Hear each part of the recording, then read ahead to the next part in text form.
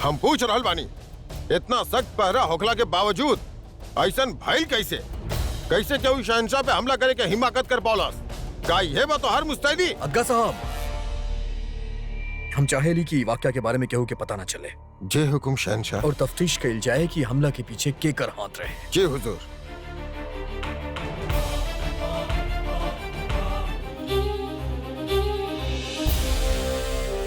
अदगा साहब, जौन बात हम आपसे करे जाता नहीं, बात सिर्फ हमनी दोनों के बीच में रह के चाहिए। रउआ यकीन कर सकेनी शहंशाह, फरमाई। हम बहुत सोचनी और एगो सवाल हमरा जहन में आयल कि इतना बड़ फौज के बाद भी का कौनो दुश्मन हमरा ऊपर हमला करे की हिमाकत कर सकेला कि सिपाही के नजर में आए बगैर हमरा इतना करीब पहुंच सकेला? ना शहंशाह। अदका साहब, हमके अंदेशा बा कि हमला के पीछे केहू आपन के हाथ बा।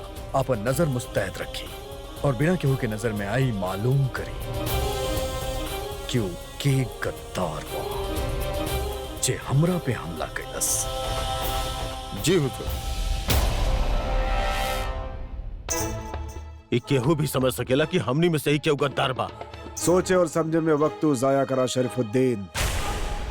हम सोचे में ना करे में यकीन करे नहीं। यकीन तो हमके भी नहीं हो रहा हम कि महामंगा के बेटा इतना नासमझ हो सकेला। अगर तो क्या अपन कारगुजारी पे इतना ही यकीन बा तब तक कामयाब काहे ना भइला? हो जाए, एक न एक दिन हम कामयाब हो जाए। तू बस सोचा थी रहिया और देखिया, एक दिन तोहरा आंख के सामने हम आगरा के तख्त पर बैठा और दिल्ली हमार होखी और आगरा भी। ख्याली पुलाव पकावल बंद करा हम। तोहारी बेवकूफी एक दिन तोहरा के तख्त ना बल्कि कैद दिलवाई। तू जानत भी बाड़ा कि तुम्हारी हरकत के नतीजा का होगी? सिपाही और मुस्तैद हो जाई हैं, चौकसी और बढ़ जाई और बादशाह पे हमला कल तो और भी मुश्किल हो जाई। आदम, खुदा के वास्ते अपन दिमाग के ठंडा रखा, सब्र से काम लिहल सीखा। तू सबर करे वाले शहंशाह ना बने ले, सजदा करके मर जालन। सबर तो के मुबारक होखे। हम जलाल के खत्म करे की कोशिश जारी रखा। अधम,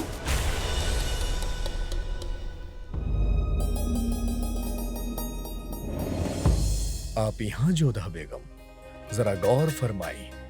हाँ, आप गलत खेमा में आ गइल बानी। हम बिल्कुल सही स्थान पे आयल बानी। ओ आज के रात हम यही जे राउर खेमा में ही रहब।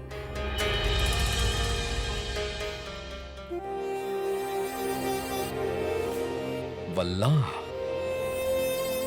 आज पहला बार केहू शहिंशाह के हुक्म देले बा और रवा ये हुक्म टाल भी ना सकेले। आपके मतलब? ओ अम्मी जान, ओ हमके कहनी कि वाकई अगर योन कर हुक्म बता हम टाल भी ना सकेली, ना तो आप बुरा मान जाए बाना जोधा बेगम। खैर, हमार खेमा में हम आपके इस्तकबाल करतानी। हमके आपके साथ अपन खेमा बाटे में कोनो खुरेज ना। हम एजे सोचात बानी। अरे ना जोधा बेगम, अगर हमार अम्मी जान के ही पता चलल कि उनके बहू के हम बिस्तर पेश ना कहनी तो वो बहुत खफा हो जाइए।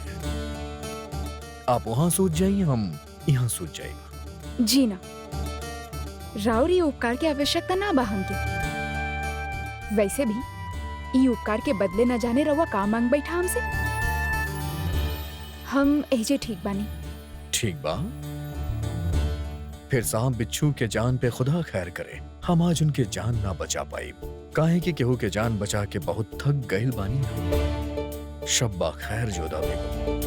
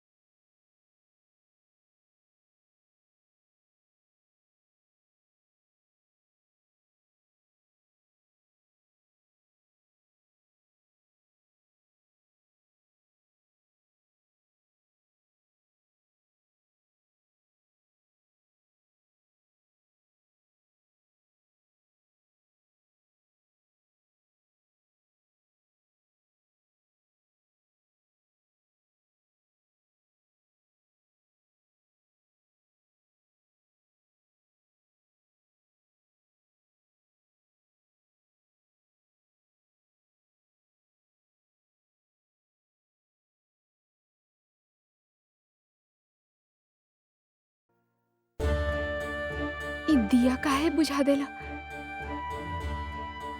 हे अम्बे माँ, अब तो इनके कहे के भी कोनो लाभ ना होगी।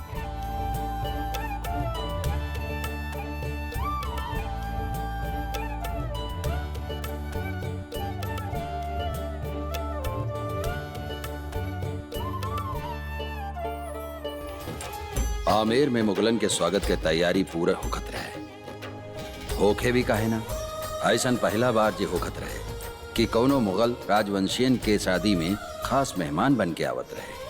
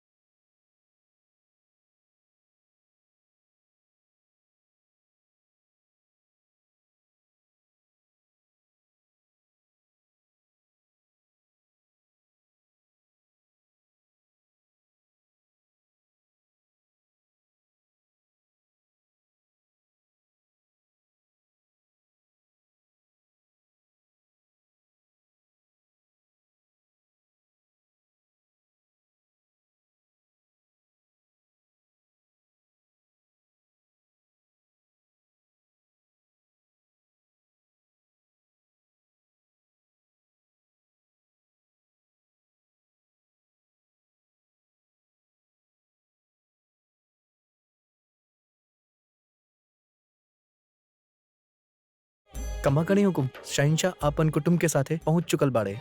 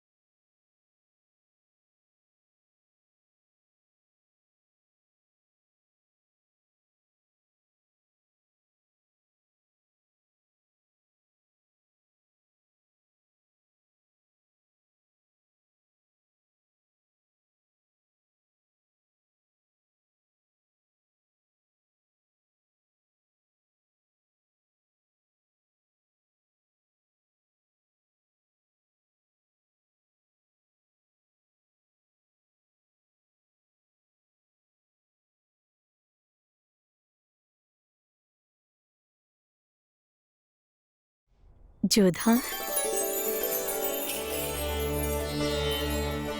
जवाई सा ली।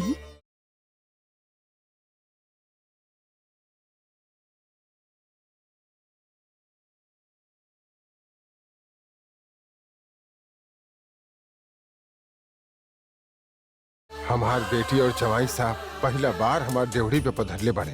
ये हमरा खातिर बहुत बड़ बात बा शहनशाह। आई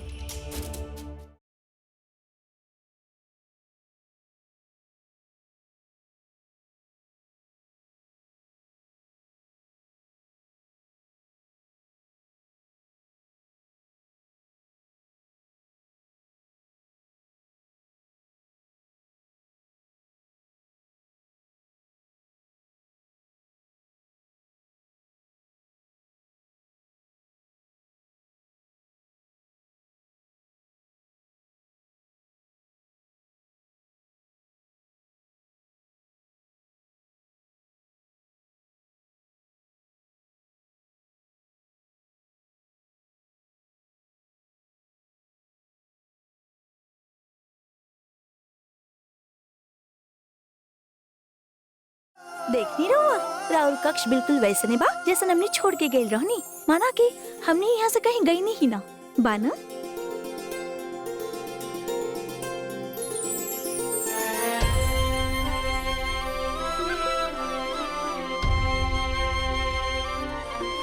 ये तो मायका के सुख हो खेला, भीतर पैर रखते ही शांति मिल जावेला, कुछ ना बदलेला वहाँ पे। तू भी तो बहुत दिन बाद आमेर आइल बड़ू। जा अपन घर वालन से मिला।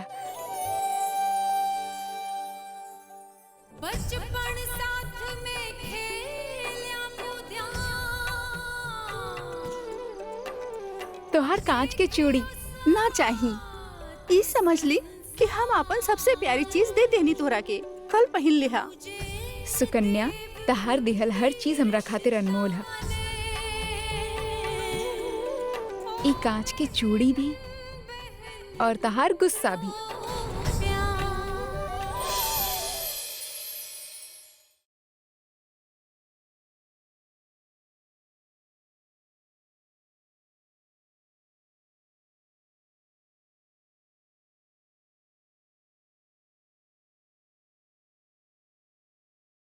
जोधा, हमार बच्ची।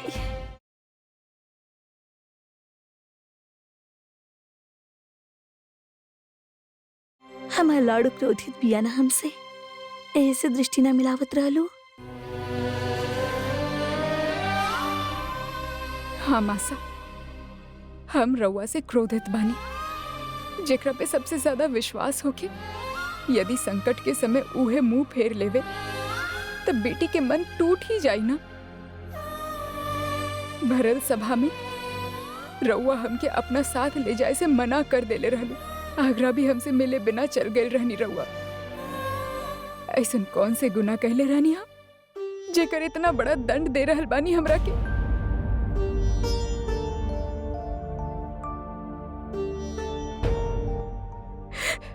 इतना समय बाद हम आमेर आयल बानी, हमार कक्ष में कुछ भी ना बदलल, सब कुछ वैसे ही बा।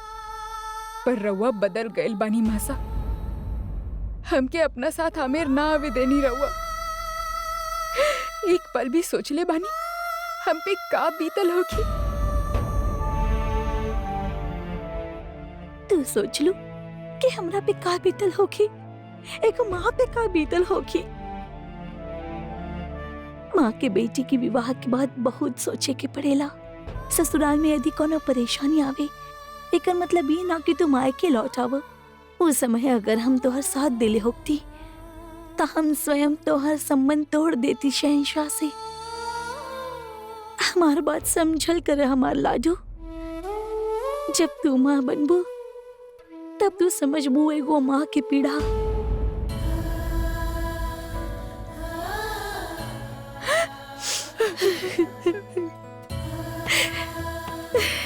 हम राउर परछाई बानी मासा, और परछाई के ता अधिकार ही ना होखेला कि देह से अपन दृष्टि फेर सके। देख लो, अवसर मिलल ना कि मासा अपन प्यारी लाडली के गले लगा लेनी। हाँ मासा, हमने के भी प्रेम चाहिए आज। जी जी। कैसन बाड़ू? अच्छा भाई।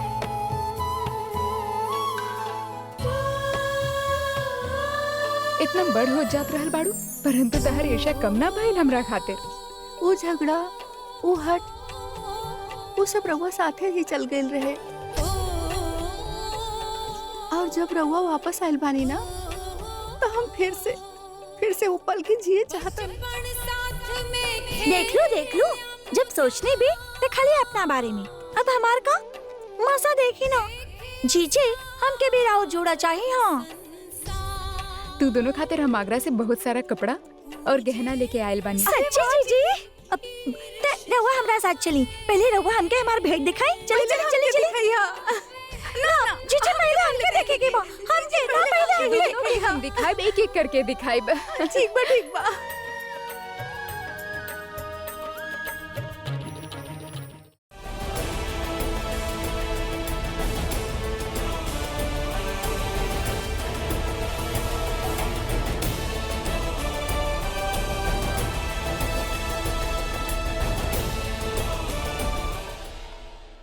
शहंशाह, आपके घाव भी भरल नहीं खे।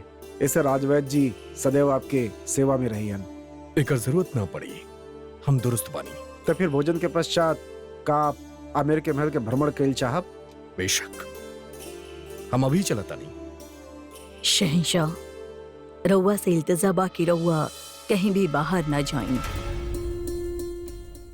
खतरा हो सकेला।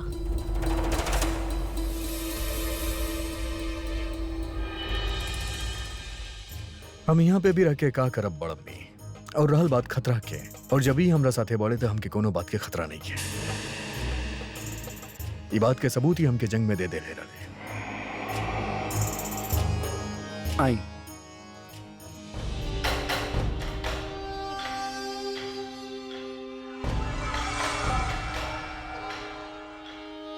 अदहम नोश फरमाई।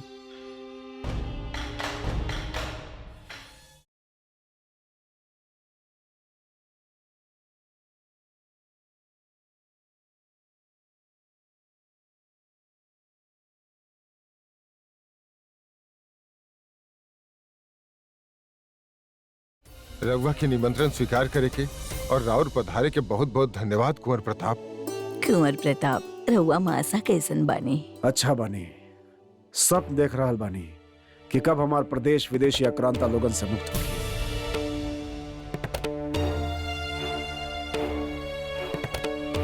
आशा बा कि रउआ के पधारे से हमनी के संबंध प्रगाढ़ हो। भारमल जी राव छोटी बेटी के बियाह एगो राजवंशी से हो रहल बा, यही से हम के आवे के कोनो आपत्ति नहीं के भइल। रउआ चिंता न करी, हम एजा एगो योद्धा होखला के नाते ना अपन राजवंश के मर्यादा के पालन करे आयल बानी। अपन माता अपन बुआ के संबंध निभावे आयल बानी।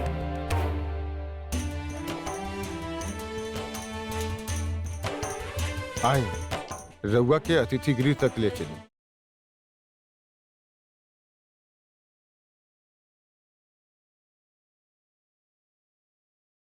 सुभान अल्लाह, बहुते खूबसूरत बा आपके महल। आपन निकाह के वक्त एकरा अपन नजर से तराशे के वक्त ना मिलल, लेकिन आज वो भी कमी पूरा हो गई। प्रशंसा खातिर धन्यवाद। आई। शादी अक्सर लोगन के परिवार के एक करेनी, रिश्तन के जोड़े नी, पर ई शादी कुछ अलग रहे। यहाँ कुछ ऐसन लोग मिलने वाला रहले जेकर एक ही मकसद रहे, एक दूसरा के तोड़ दे, अपना सामने झुकाए। एक के समय में इतिहास के दूगो बड़ हस्ती आमेर पधार चुकल रहनी। शहंशाह जलाल और कुंवर प्रताप और भारमल समेत आमेर के हर जिम्मेदार पदाधिकारी के डर रहे कि ये मुलाकात कहीं कोनो विवाद के कारण न बन जाए।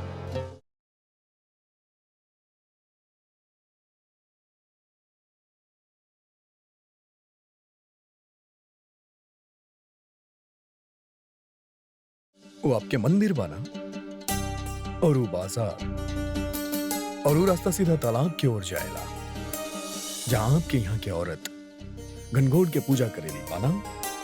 बहुत पैनी दृष्टिवार और शहंशाह और अद्भुत स्मरण शक्ति भी। पैनी दृष्टि और तीक्ष्ण स्मरण शक्ति हर एक योद्धा के पास होके के चाहिए। ऐसा अस्त्र के रहते कोनो योद्धा अकेला ना रहेला। मुगलन के सैनिकन के संख्या बहुत बा, कुछ 5 सहस्त्र होखी हन। जलाल के सुरक्षा व्यवस्था बहुत कड़ा बा। आशा व शीघ्र ही हमारो शत्रु से आमना सामना होखी। हम ओके देखे और जानल चाहता नहीं। आई।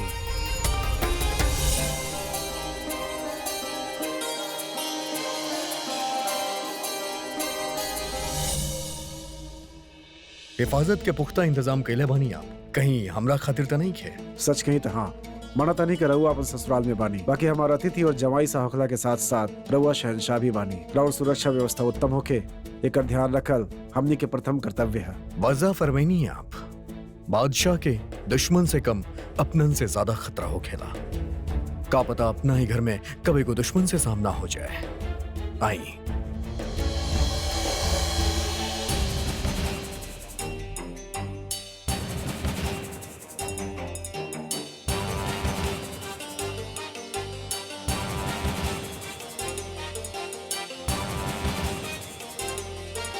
हे अम्बे मां, सामने से कुंवर प्रताप आ रहल बाड़न। कहीं शहंशाह के साथ उनका विवाद ना हो जाए।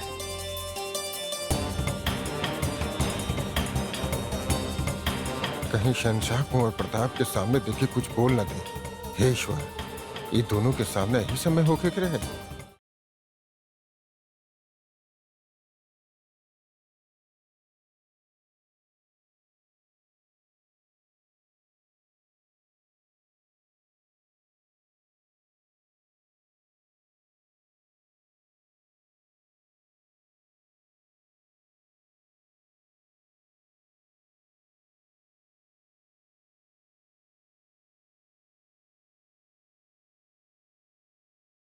और इनकर तारीफ? ये हमारे संबंधी बाड़न, सिसोदिया राजवंश के कुलदीप मेवाड़ नरेश, उदय सिंह जी के ज्येष्ठ पुत्र कुंवर प्रताप सिंह। और ई हमार जमाई सा मुगल सल्तनत के शहंशाह जलालुद्दीन। मतलब सब जाने ले हमरा के। सही कहली रहुआ, रहुआ के सब जाने ले। वजह बताइल आवश्यक ना समझेला हम। अगर आप बताइब ना तो हम समझब कैसे। बात समझे के ना अवसर के बाद। इस शुभ अवसर पर हम कोनो भी बुरा बात ना कहना चाहता नहीं। अगर बात बुरा बा तो मतलब हम बदनाम बानी। रहुआ अच्छे से जाने नहीं। एक आध के छोड़ के बाकी राजवंश में राउर छवि कैसन बा।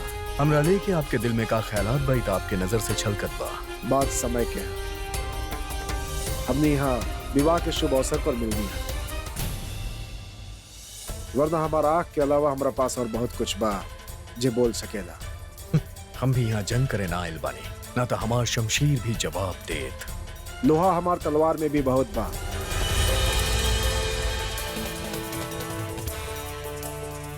किंतु ई क्षण एगो राजवंशी बहन के विवाह के बाद ऐसा समय में हाथ खाली आशीर्वाद देवे खातिर उठेला, तलवार के मुठ पकड़े खातिर ना। हम शत्रुता और मित्रता दोनों ही संबंध के ठीक से निभाए जानी ना। हम भी रिश्तेदारी बखूबी निभावेली, यही खातिर राजा भारमल जी की यहाँ अपन रिश्तेदारी निभावे आइल बानी। जंग खातिर ई मौका माकूल नहीं खे। अगर आप रास्ता छोड़ी तो हम आगे बढ़ जाई। रहु आयल रहनी हमार मार्ग में।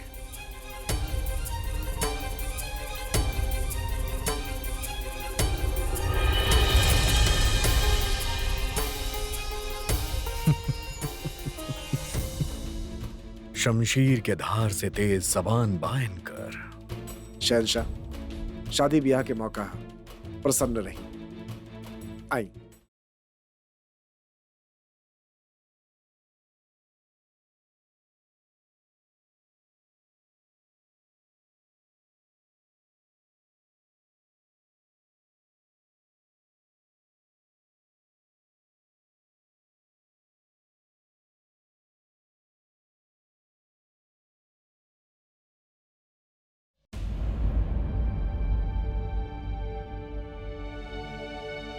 राजा सा का रहुआ कुंवर बाजेंद्र सिंह के भगत के लेके चिंतित बानी? ना, उनकर अगुवाई और सत्कार के लेके हमके कोनो चिंता नहीं है। बाकी चिंता है बात के बाकी सुकन्या के विवाह में कहीं कोनो विघ्न न आ जाए। शुभ शुभ बोला भारमल, शुभ शुभ बोला।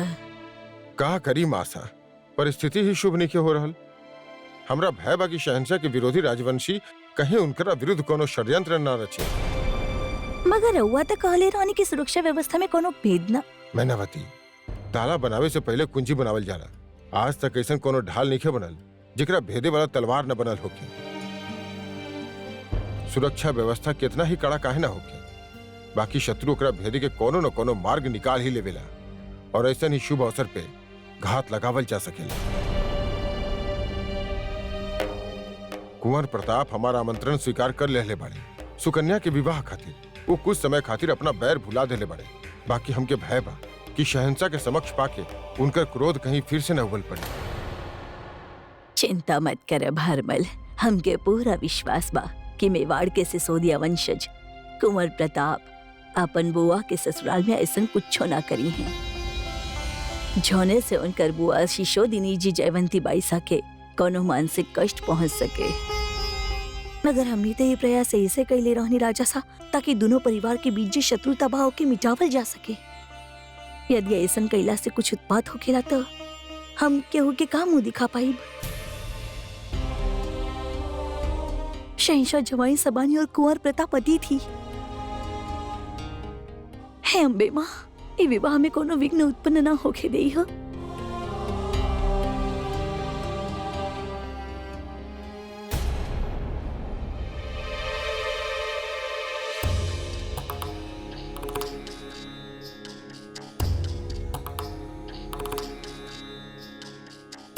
आई जोधा बेगम, तशरीफ रखी। हमके रउआ से कुछ जरूरी बात करे के बा। आप जब भी हमरा पास आवेली आपके जरूरी बात ही करे के हो खेला। फरमाई। वो आज रउआ कुंवर प्रताप से मिलल वो रहे। हमसे मिलले रहले, हम उनसे मिलले रहनी। अब एमे जरूरी बात का बा? हम न चाहेनी कि हमार बहन के लगन मंडप वीरन के संग्राम क्षेत्र में बदल जाए। चली ही बहाने आप हमके बहादुर जंगबाज तो समझनी। बापू सब बहुत चिंतित बाड़े कि रउआ और उ लोग में झगड़ा ना हो जाए। यही से हम रउआ से विनती कर रहल बानी कि रउआ उनसे झगड़ा मत करिया। तई बात बा, हमके एक पल खातिर लागल कि हमार बेगम के हमार फिक्र होखे लागल, पर आपके तो आपके वालिद साहब के फिक्र बा। जी, हम उनसे बहुत प्रेम करेनी। खुदा के शुक्र बा आप केहू से तो मोहब्बत करेली जोधा बेगम, केहू तो बाजे आपसे महफूज बा। खैर, हम आपसे वादा करतानी कि कम से कम हमरा तरफ से तो कोनो पहल ना हुई, लेकिन आपके हमार शर्त माने के पड़ी। कैसन शर्त? हमार पहला शर्त, अगर उनके तरफ से हमार मजहब या हमार लोग के तरफ उंगली उठल तो हम ई वादा भुला जाएगा। स्वीकार बा, ऐसा ना होगी। और हमार दूसर शर्त, हम जब तक यहाँ आमेर बेवानी आप हर रात हमरा साथे हमार होजरे में रहब। ई कैसन शर्त था? हम ही शर्त के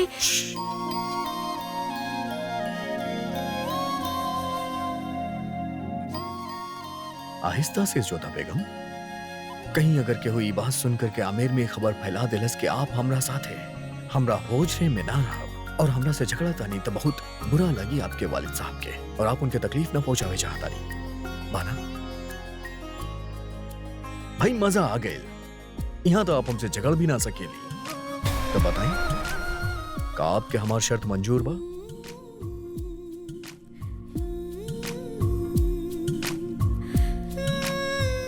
ठीक बा।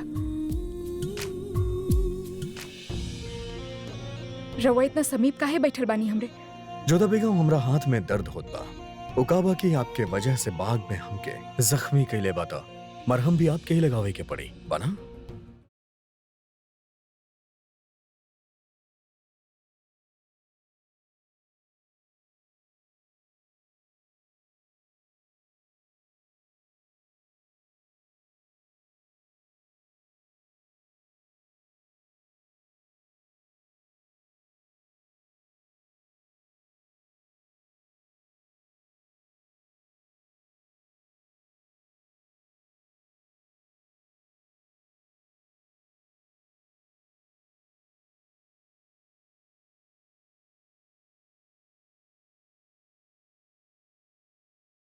जोधा बेगम, हमरा सर में भी बहुत दर्द होत बा। हम चाहता नहीं कि आप हमार सर दबाएं। उकाबा के अक्सर आगरा में ही काम हमार गुलामी करेला, लेकिन आमेर में रहत अगर कोनो बांदी हमार सर दबाइलस तो बहुत बुरा लागी आपके वालिद साहब के। बाना जोधा बेगम?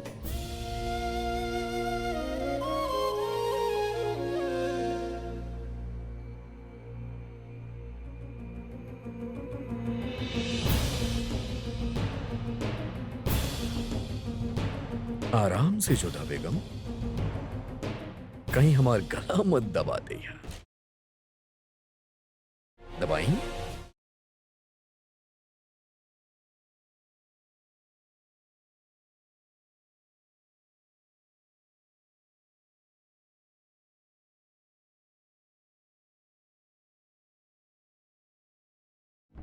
अपन जामा उतारी।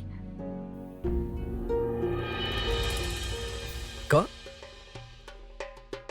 जोधा बेगम, आप शहींशाह के इज्जत पे लेप लगाए के बा। जामा उतारी, हम आंख बंद कर ले।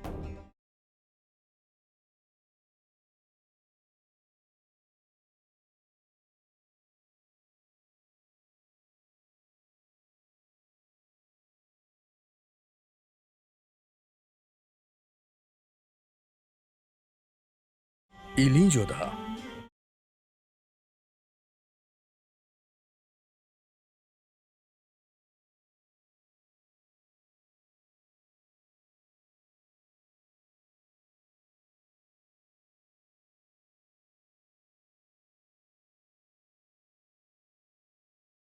पता ना जोधा बेगम जंगल के हमरा से का पहर बा।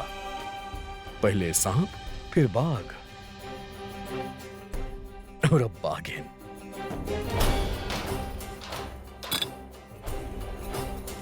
अब अपना आप से ही लेप लगा लिया।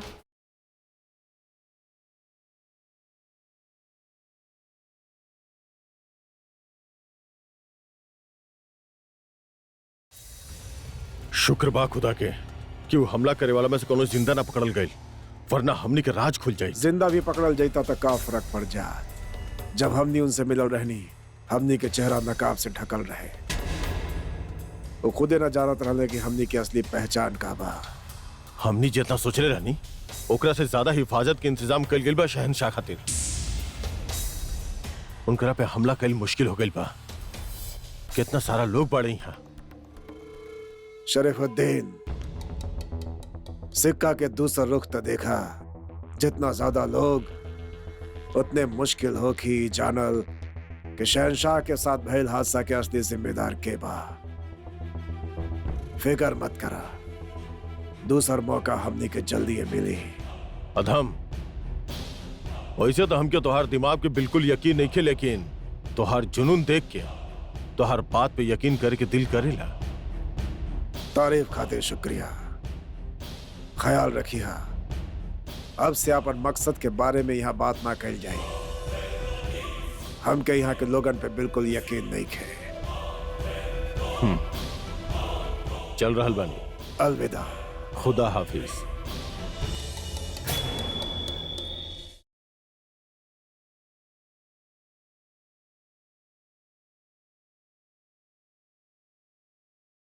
रवई बांधी लोगन के साथ यहाँ का करत रहनी? पधारी मासा।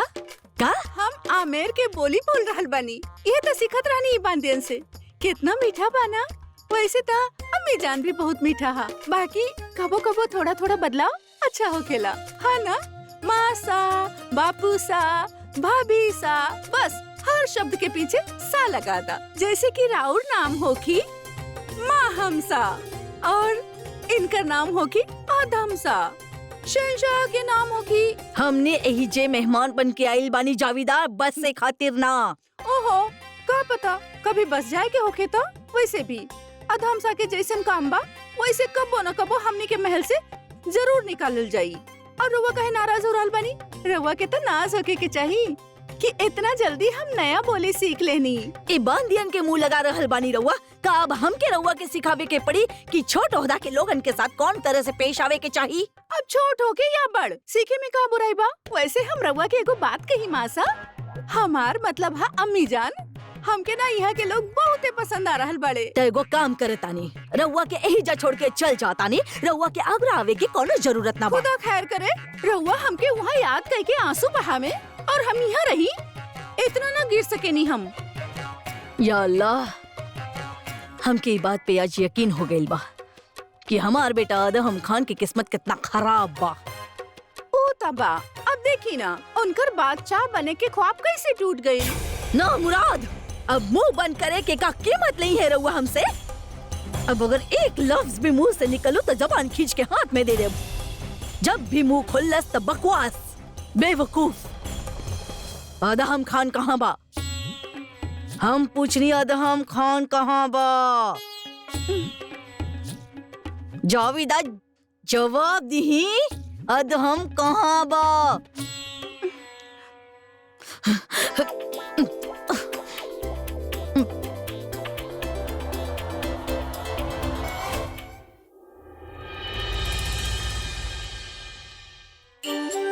बहुत प्रसन्न दिख रहे बानी रहुआ। हाँ बिल्कुल बानी। आज इतना दिन बाद देवी माँ के दर्शन जी करब हम आमेर में।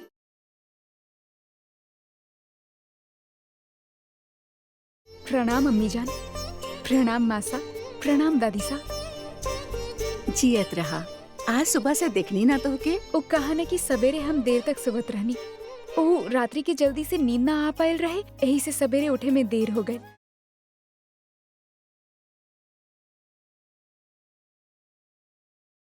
कोनो बात ना, हर लड़की के मायके में गहरी नींद आवेले।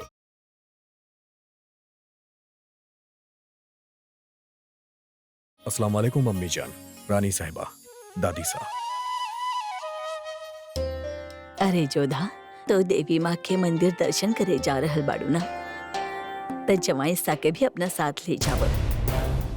वो भी दर्शन कर ली हैं। देवी माँ तू दोनों के दीर्घायु करें। हम, परंतु दादी सा शहंशाह,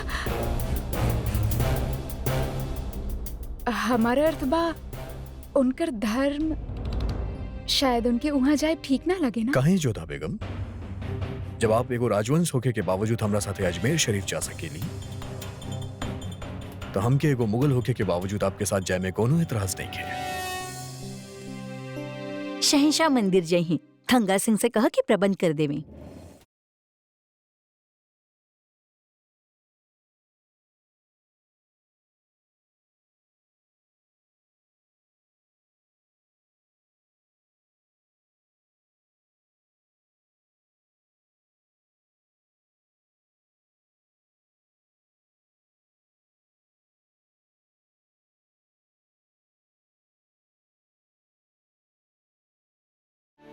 शहनशाह, हम पूरा तरह से जांच कर ले बानी। ये जगह पूरा तरह से महफूज बा। रउआ बेझिझक अंदर जा सके नी। रउआ के लागत कि ऐसा स्थान पे रउआ पे संकट आ सकेला। बेशक ना, जब आप साथ होके तो हमके क्यों और चीज से खतरा कैसे हो सकेला? और वैसे भी अगर कुछ हो गए तो आपके मरहम बनावे तो आवी लाही। यदि रउआ ताना मार ले होगी तब भीतर चलल जा।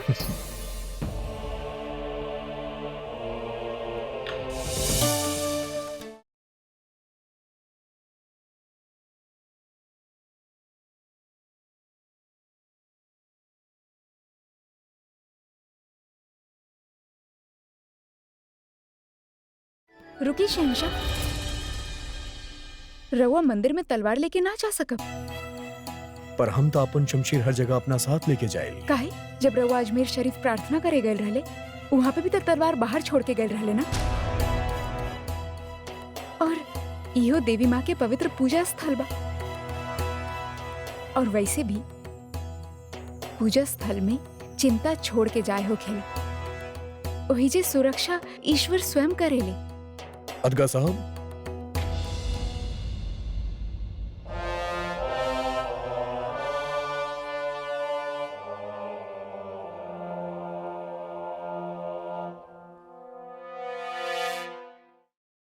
अब चल जाए।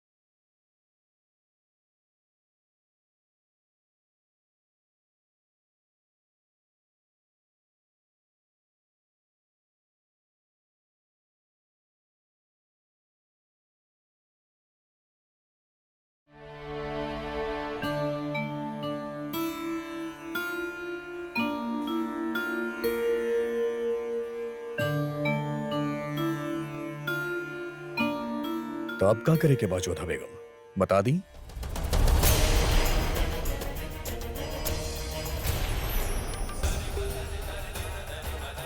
यही मिट्टी के बनल बानी हम, यही मिट्टी के कसम। उ जे केहू भी होके देवी माँ, उ राउर कहना उतर लेबा। हम ओकर सर उतार के ले आई।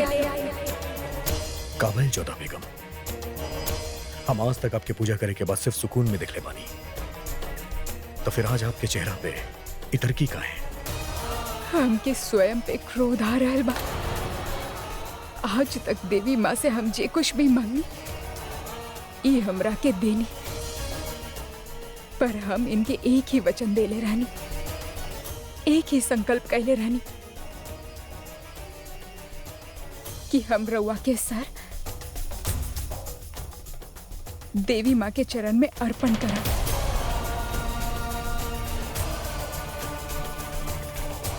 परंतु हमार दुर्भाग्य देखी, अब हम अपन उस संकल्प पूरा न कर सकब। आपन पति के सर हम कैसे? तो आप हमार सर इनके कदम में रखे चाहतानी।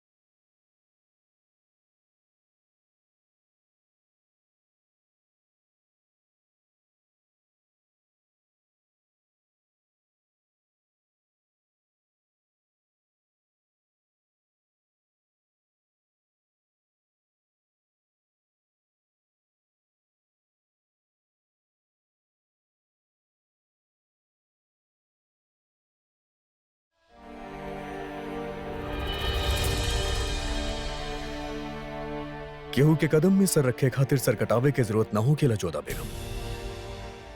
सर झुकाइल ही काफी हो खेला।